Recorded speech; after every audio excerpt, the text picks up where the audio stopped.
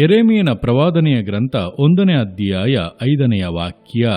ನಾನು ನಿನ್ನನ್ನು ಗರ್ಭದಲ್ಲಿ ರೂಪಿಸುವುದಕ್ಕೆ ಮುಂಚೆ ನಿನ್ನನ್ನು ತಿಳಿದಿದ್ದೆನೋ, ನೀನು ಉದರದಿಂದ ಬರುವುದಕ್ಕೆ ಮೊದಲೇ ನಿನ್ನನ್ನು ಪ್ರತಿಷ್ಠಿಸಿದ್ದೆನೋ, ಜನಾಂಗಗಳಿಗೆ ಪ್ರವಾದಿಯನ್ನಾಗಿ ನಿನ್ನನ್ನು ನೇಮಿಸಿದ್ದೇನೆ. ಈ ವಾಕ್ಯದಲ್ಲಿ ದೇವರು ಯೆರೆಮೀಯನ ಸಂಗಡ ಮಾತನಾಡಿ ಅವನನ್ನು ತನ್ನ ಪ್ರವಾದಿಯಾಗಿ ಕರೆಯುತ್ತಾ ಇರುವಂಥ ಸಮಯದಲ್ಲಿ ನಡೆದಂಥ ಘಟನೆಗಳನ್ನು ವಿವರಿಸಲಾಗಿದೆ. ನೋಡುವಂಥ ಸಮಯದಲ್ಲಿ ದೇವರು ಯೆರೆಮೀಯನ ಸಂಗಡ ಮಾತನಾಡಿ, ನಾನು ನಿನ್ನನ್ನು ಗರ್ಭದಲ್ಲಿ ರೂಪಿಸುವುದಕ್ಕೆ ಮುಂಚೆ ನಿನ್ನನ್ನು ತಿಳಿದಿದ್ದೆನೋ, ನೀನು ಉದರದಿಂದ ಬರುವುದಕ್ಕೆ ಮೊದಲೇ ನಿನ್ನನ್ನು ಪ್ರತಿಷ್ಠಿಸಿದ್ದೇನೆ, ಜನಾಂಗಗಳಿಗೆ ಪ್ರವಾದಿಯನ್ನಾಗಿ ನಿನ್ನನ್ನು ನೇಮಿಸಿದ್ದೇನೆಂಬುದಾಗಿ ಸ್ಪಷ್ಟವಾಗಿ ಹೇಳುತ್ತಾ ಇದ್ದಾರೆ. ನೋಡುವಂಥ ಸಮಯದಲ್ಲಿ ದೇವರ ಆರಂಭದ ಮಾತುಗಳೇ ಇದು. ಅಂದರೆ ಯೆರೆಮೀಯನೇ, ನೀನು ಒಂದು ವಿಷಯವನ್ನು ತಿಳಿದುಕೊಳ್ಳಬೇಕು, ನಾನು ಈಗ ನಿನ್ನೊಟ್ಟಿಗೆ ಮಾತನಾಡುತ್ತಾ ಇದ್ದೇನೆ, ಈಗ ನನ್ನ ಉದ್ದೇಶ ನಿನಗೆ ಪ್ರಕಟಪಡಿಸುತ್ತಾ ಇದ್ದೇನೆ, ಆದರೆ ಇದು ಈಗ ತೀರ್ಮಾನವಾದದ್ದಲ್ಲ, ಈಗ ನಾನು ಇದರ ಕುರಿತಾಗಿ ಯೋಚಿಸಿದ್ದಲ್ಲ, ಇದನ್ನ ನೀನು ಉಂಟಾಗುವುದಕ್ಕೆ ಮುಂಚೆಯೇ, ನಿನ್ನನ್ನು ರೂಪಿಸುವುದಕ್ಕೆ ಮೊದಲೇ ನಾನು ಆಲೋಚನೆ ಮಾಡಿದ್ದೆನು.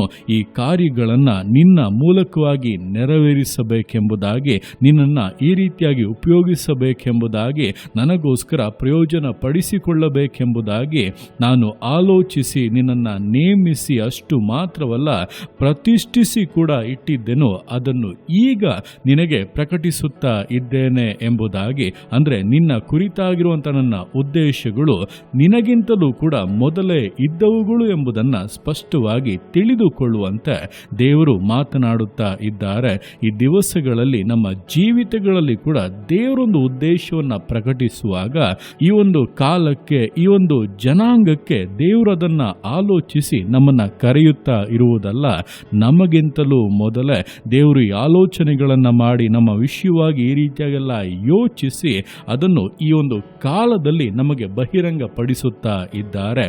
ಆದ್ದರಿಂದ ಆತನ ಉದ್ದೇಶಗಳು ನಮಗಿಂತಲೂ ಹಳೆಯದು, ನಮಗಿಂತಲೂ ಮೊದಲೆಯೇ ಉಂಟಾದದ್ದು ಎಂಬುದನ್ನು ತಿಳಿದು ಆ ಉದ್ದೇಶಕ್ಕೆ ನಮ್ಮನ್ನು ಸಮರ್ಪಿಸಿ ಕೊಡುವುದಾದರೆ ನಿಶ್ಚಯವಾಗಿ ದೇವರ ಉದ್ದೇಶಗಳು ನೆರವೇರಿಯೇ ನೆರವೇರುತ್ತವೆ. ಅದರಲ್ಲಿ ನಾವು ಮುಖ್ಯವಾದಂಥ ಒಂದು ಪಾಲನ್ನು ಹೊಂದಿದವರಾಗಿ, ಜವಾಬ್ದಾರಿಯನ್ನು ನಿರ್ವಹಿಸುವವರಾಗಿ, ದೇವರ ಕೃಪೆಗೂ ಆತನ ದಯೆಗೂ ಆತನ ಪ್ರೀತಿಗೂ ಪಾತ್ರರಾಗುವಂತೆ ವಿಷಯಗಳು ಬದಲಾಗುತ್ತವೆ.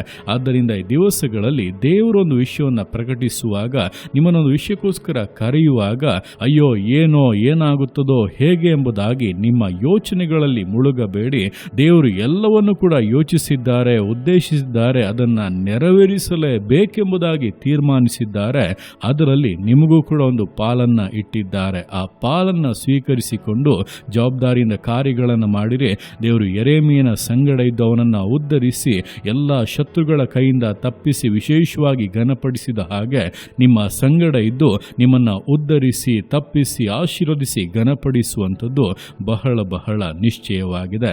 ಆ ರೀತಿಯಾಗಿ ದೇವರ ಉದ್ದೇಶಕ್ಕೆ ನಮ್ಮನ್ನು ಪೂರ್ಣವಾಗಿ ಸಮರ್ಪಿಸಿ ಅದರ ನೆರವೇರುವಿಕೆಗೆ ಪೂರ್ಣವಾಗಿ ಒಪ್ಪಿಸಿಕೊಟ್ಟು ನಮ್ಮ ಪೂರ್ತಿ ಬಲವನ್ನು, ಶ್ರದ್ಧೆಯನ್ನು, ಪ್ರಯತ್ನಗಳನ್ನು ಅದಕ್ಕೆ ಸಲ್ಲಿಸಿ ನಂಬಿಗಸ್ತತೆಯಿಂದ, ದೃಢತೆಯಿಂದ, ಸಮರ್ಪಣೆಯಿಂದ ವಿಶ್ವಾಸ ಜೀವಿತಗಳನ್ನು ಮುನ್ನಡೆಸೋಣ. ದೇವರ ಕರಗಳಲ್ಲಿ ಸಮರ್ಪಿಸಿ ಪ್ರಾರ್ಥಿಸೋಣ. ಯೇಸುವೆ ಸ್ತೋತ್ರ ರಾಜ, ಕೊಟ್ಟಂಥ ಈ ದಿವಸಕ್ಕೋಸ್ಕರ ಸ್ತೋತ್ರ ಕರ್ತನೆ. ಈ ದಿವಸ ನಿನ್ನ ಕರಗಳಲ್ಲಿ ಸಮರ್ಪಿಸ್ತಾನೆ. ಪ್ರತಿಯೊಂದು ಜೀವಿತಗಳನ್ನು ನೀನು ಆಳ್ವಿಕೆ ಮಾಡು, ಬಲಪಡಿಸು ಕರ್ತನೆ. ಹೌದಪ್ಪ, ದಿವಸಗಳು ನೀನು ಯೆರೆಮೀಯನ ಸಂಗಡ ಮಾತನಾಡುವಾಗ ಅವನಿಗಿಂತಲೂ ಮೊದಲೇ, ಅವನು ಗರ್ಭದಲ್ಲಿ ರೂಪಿಸಲ್ಪಡುವುದಕ್ಕೆ ಮೊದಲೇ, ಅವನು ಉದರದಿಂದ ಬರುವುದಕ್ಕೆ ಮೊದಲೇ ಅವನ ವಿಷಯವಾಗಿ ನೀನು ಆಲೋಚನೆಗಳನ್ನು ಮಾಡಿ ಅವನನ್ನು ಪ್ರವಾದಿಯನ್ನಾಗಿ ಪ್ರತಿಷ್ಠಿಸಿ ಅದನ್ನಪ್ಪ ನಂತರ ಬಹಿರಂಗಪಡಿಸಿ ಅವನ ಜೀವಿತದಲ್ಲಿ ಅದರ ಪೂರ್ಣತೆಯನ್ನು ತಂದ ಹಾಗೆ ದಿವಸಗಳಲ್ಲಿ ನಮ್ಮ ವಿಷಯವಾಗಿ ನೀನು ಪ್ರಕಟಿಸಿರುವಂಥ ಉದ್ದೇಶಗಳು, ನಿನ್ನ ಕಾರ್ಯಗಳು ಕರ್ತನೆ, ಅದು ನಮಗಿಂತಲೂ ಮೊದಲೆಯೇ ತೀರ್ಮಾನಿಸಲ್ಪಟ್ಟದ್ದು. ನಮ್ಮ ಕುರಿತಾಗಿ ನೀನು ಆಗಲೇ ಆಲೋಚಿಸಿ ಈಗ ನಮಗೆ ಅದನ್ನು ಬಹಿರಂಗಪಡಿಸಿದ್ದೀಯಾ ಎಂಬುದನ್ನು ತಿಳಿದು ಅದಕ್ಕೆ ಅಪ್ಪ ಸ್ವಲ್ಪ ಕೂಡ ಹಿಂಜಾರದೆ ಪೂರ್ಣವಾಗಿ ಸಮರ್ಪಿಸಿಕೊಟ್ಟು ವಿಧೇಯತೆಯಿಂದ ನಡೆದುಕೊಳ್ಳುವುದಕ್ಕೆ ಪ್ರತಿಯೊಬ್ಬರಿಗೂ ಸಹಾಯ ಮಾಡು. ಪೂರ್ಣ ಶ್ರದ್ಧೆಯನ್ನು, ಪೂರ್ಣ ಸಮರ್ಪಣೆಯನ್ನು, ಪೂರ್ಣ ವಿಧೇಯತೆಯನ್ನು ತೋರುತ್ತಾ ಅಪ್ಪ ಪ್ರತಿನಿತ್ಯವೂ ಕೂಡ ಆ ಉದ್ದೇಶಾನುಸಾರವಾಗಿ ಜೀವಿತ ನಡೆಸುವುದಕ್ಕೆ ಒಬ್ಬೊಬ್ಬರಿಗೂ ಸಹಾಯ ಮಾಡು. ನಿನ್ನ ಬಲವಾದ ಕೃಪೆ ಸಾನ್ನಿಧ್ಯಪ್ಪ ನಿನ್ನ ಮಕ್ಕಳನ್ನು ಮುನ್ನಡೆಸಲಿ. ಕೃಪಾ ವರಗಳಿಂದ ತುಂಬಿಸು. ಈ ಕಾಲದಲ್ಲಿ ನಿನ್ನ ಮಕ್ಕಳ ಮೂಲಕ ನೀನು ಏನೆಲ್ಲ ನೆರವೇರಿಸಬೇಕೆಂಬುದಾಗಿದೆಯೋ ಅದೆಲ್ಲವನ್ನ ಪೂರ್ತಿಯಾಗಿ ನೆರವೇರಿಸು. ನಿನ್ನ ಮಕ್ಕಳು ಅಪ್ಪ ಪೂರ್ಣ ಜಯಶಾಲಿಗಳಾಗಿ ಆಶೀರ್ವಾದ ಮೇಲುಗಳನ್ನು ಅನುಭವಿಸುತ್ತಾ ನಿನ್ನ ಹೆಸರನ್ನಪ್ಪ ಕೀರ್ತಿಸುತ್ತಾ ಜೀವಿತ ನಡೆಸುವುದಕ್ಕೆ ಸಹಾಯ ಮಾಡು. ನಿನ್ನ ಅರ್ಥಗೆ ಮಾಡುವಂಥ ನಿನ್ನ ಪ್ರೀತಿಗೋಸ್ಕರ ಕೃಪೆಗೋಸ್ಕರಪ್ಪ ನಿಮಗೆ ಸ್ತೋತ್ರಗಳು. ಪ್ರತಿಯೊಂದು ಜೀವಿತಗಳನ್ನಪ್ಪ ನಿಮ್ಮ ಕರಗಳಲ್ಲಿ ಸಮರ್ಪಿಸ್ತಾ ಅದನ್ನು ಆಶೀರ್ವದಿಸು, ಮಾನಿಸು, ಘನಪಡಿಸು. ಎಲ್ಲೋ ನಿಮ್ಮ ಕರಗಳಲ್ಲಿ ಸಮರ್ಪಿಸಿ ಎಲ್ಲ ಸ್ತುತಿಯನ್ನು ಮಾತನಿನೊಬ್ಬನಿಗೆ ಸಲ್ಲಿಸಿ ಯೇಸುವಿನ ನಾಮದಲ್ಲಿ ಬೇಡುತ್ತೇನೆ ನಮ್ಮ ತಂದೆಯೇ. ಆಮೇನ್, ಆಮೇನ್.